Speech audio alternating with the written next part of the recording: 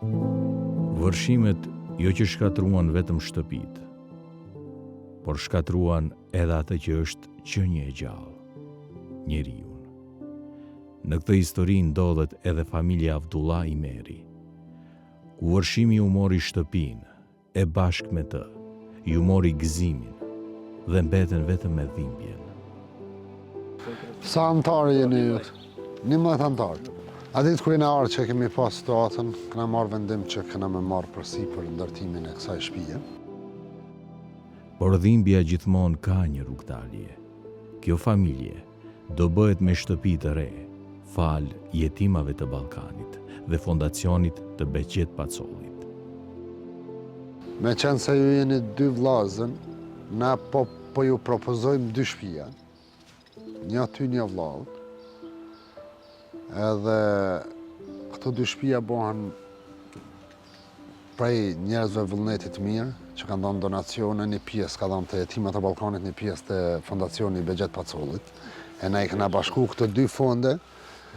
Një shtëpi 2 kaç e jetimat e Ballkanit, fondacioni Beqet Pacolli. Kryetari jena mshatin? Tushil. Pa mjet e vërshimeve, ne do ju jepim qysh ka ra kjo shtëpi.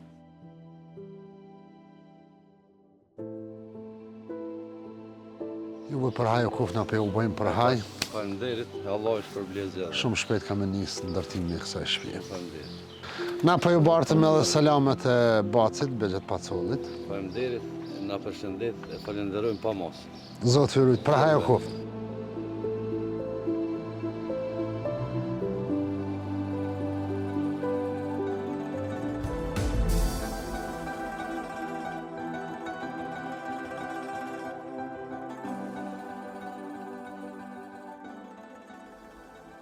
Mirë, faleminderit e falenderojmë shoqatin e jetimat e Ballkanit edhe fondacionin e Beqet Pacollit.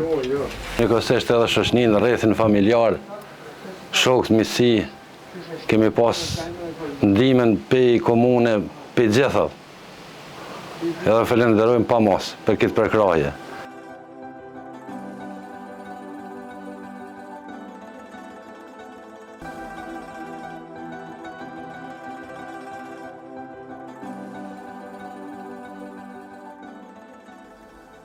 Përveç ndihmës që na kanë jepë shoqatat, kemi pas ndihmë edhe nga rrethi familjar i gjon, që kemi një rreth familjar bukur gjon, shoqënia, kuvendi komunal edhe gjitha kështu.